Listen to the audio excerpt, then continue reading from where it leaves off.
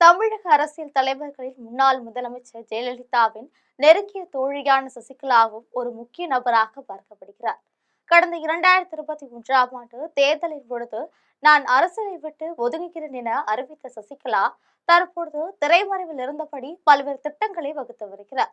இறுதி கட்டமாக வருகின்ற 24ஆம் தேதி மதுரையில் பிரம்மாண்டமான மாநாடு ஒன்று நடைபெறுகிறது. சசிகலா தலைமையில் நடைபெறும் இந்த மாநாட்டில் புதிய கட்சியை அறிவிக்கிறார். அது மட்டுமில்லாமல் அதிமுகவை சேர்ந்த முக்கிய நிர்வாகிகள் பலரும், அம்மா மக்கள் முன்னேற்ற கழகத்தை சேர்ந்த முக்கிய நிர்வாகிகள் பலரும் சசிகலாவுடன் இணைகிறார்கள். இது பற்றி ஜெம் தொலைக்காட்சி வழங்கும் சிறப்பு செய்தி தொகுப்பை இப்போது பார்க்கலாம்.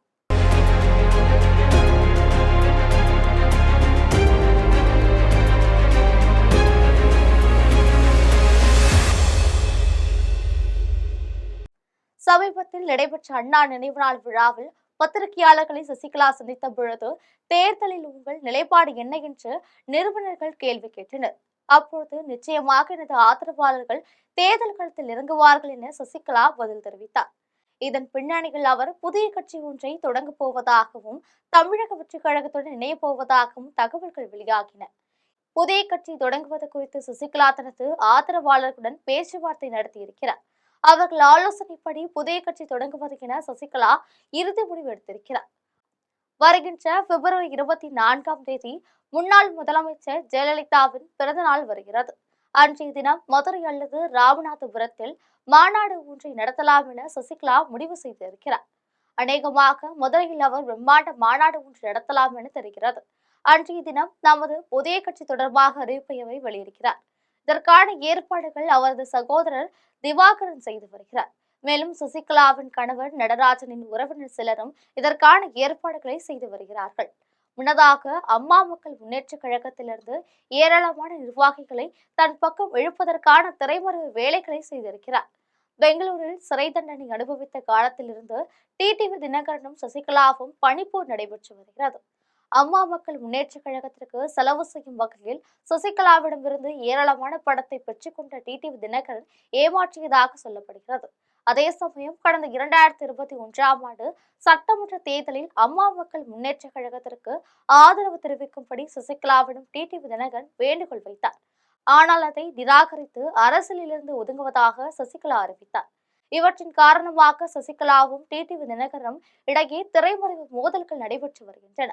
இந்த நிலையில் அம்மா மக்கள் முன்னேற்ற கழகத்தை பொறுத்தவரையில் எடப்பாடி பழனிசாமிக்கு எதிரான குரல் கொடுத்து வந்தவர் டிடிவி தினகரன் தற்பொழுது எடப்பாடி பழனிசாமியுடன் கைகோர்த்து இருக்கிறார். இதனால் அம்மா மக்கள் முன்னேற்ற கழகத்தில் உள்ள பல நிர்வாகிகள் அதிருப்தியில் இருக்கிறார்கள்.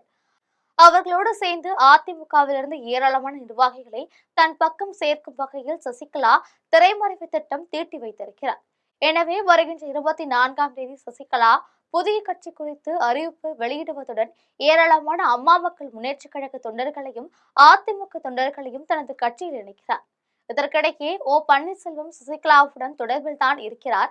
எனவே பன்னீர்செல்வம் சசிகலா அணியில் சேரலாம் என்று பேசப்படுகிறது. ஆனால் அதே சமயம் பாரதிய ஜனதா கட்சியில் இருந்து பன்னீர்செல்வத்திற்கு அழைப்பு விடுக்கப்பட்டிருப்பதால் இருதலை கொள்ளையிருப்பாக பன்னீர்செல்வம் தவித்து வருகிறார்.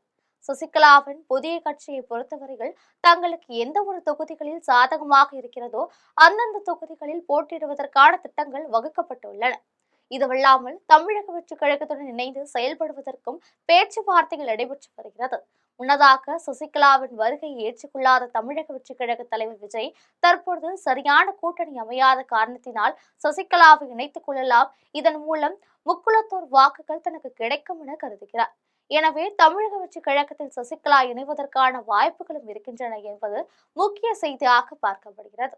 இதுபோன்ற அரசியல் பின்னணி செய்திகளை தெரிந்து கொள்ள ஜெம் தொலைக்காட்சியுடன் தொடர்பில் இருங்கள். நன்றி, வணக்கம்.